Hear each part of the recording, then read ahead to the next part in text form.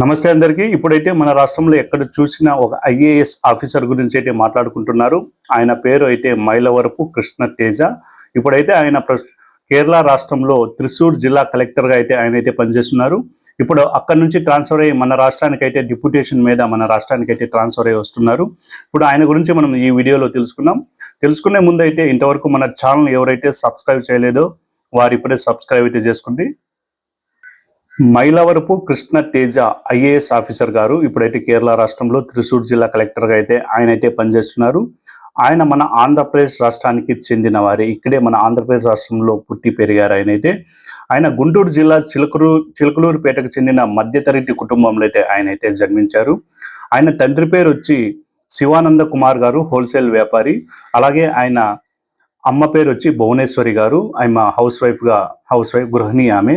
అలాగే ఆయన 10వ తరగతి వరకు స్థానిక పాఠశాలలో అయితే చదివారు. అలాగే ఇంటర్మీడియట్ వచ్చి గుంటూరులోని జూనియర్ కళాశాలలో ఆయన అయితే చదివారు. అలాగే నరసరావుపేట ఇంజనీరింగ్ కళాశాలలో అయితే ఆయన అయితే కంప్యూటర్ సైన్స్ అండ్ ఇంజనీరింగ్లో పట్టా పొందారు. ఆయనకు చిన్నప్పటి నుంచి ఐఏఎస్ ఆఫీసర్ కావాలని బలమైన కోరిక అయితే ఉన్నది. ఎందుకంటే ఆయన మధ్యతరగతి కుటుంబంలో జన్మించారు కాబట్టి ఖచ్చితంగా ఏదో మంచి స్థానానికైతే నేను చేరుకోవాలని కోరిక అయితే బలంగా అయితే ఉన్నది. దానికోసం అయితే ఆయన చిన్నప్పటి నుంచి కష్టపడి అయితే చదివారు. అలాగే ఐఏఎస్ డిగ్రీ బీటెక్ కంప్లీట్ అయిన తర్వాత ఐఏఎస్ కోచింగ్ అయితే తీసుకున్నారు. ఐఏఎస్ కోచింగ్ తీసుకున్న తర్వాత ఎగ్జామ్స్కి అయితే ఫస్ట్ టైం ఎగ్జామ్ అయితే రాశారు. ఆ ఎగ్జామ్లో ఆయన ఫెయిల్ అయితే అయ్యారు. అలాగే ఆయన ఫెయిల్ అయ్యానని బాధపడకుండా మరీ ఇంకా గట్టిగా ఐఏఎస్ కోచింగ్ ఇంకా బాగా చదివి మళ్ళీ ఎగ్జామ్ అయితే రాశారు. ఆయన మళ్ళీ కూడా ఫెయిల్ అయ్యారు. అలా ఆయన 4 సార్లు అయితే పరీక్షలు రాసి అయితే ఫెయిల్ అయ్యారు. 5వసారి పరీక్ష రాసి ఆయన దేశంలోనే 66వ ర్యాంక్ అయితే ఆయన సాధించారు. చిన్న వయసులోనే సామాజిక సేవ చేయాలని ఆయనకి బలమైన ఆశ అయితే ఉండేది. ఐఆమ్ ఫర్ ఎలి హ్యాపీ అనే ఫేస్బుక్ ద్వారా ప్రజలకు చాలా సహాయం కూడా చేశారు. అలాగే 2018 కేరళ రాష్ట్రంలో వరదలు ప్రళయం అయితే సృష్టించాయి. ఆ సమయంలో ఆయన అలప్పి సబ్ కలెక్టర్గా పనిచేస్తున్నారు. ఆ సమయంలో ఆయన దాదాపు 2,50,000 మందిని సురక్షిత ప్రాంతాలకైతే ఆయన అయితే తరలించారు.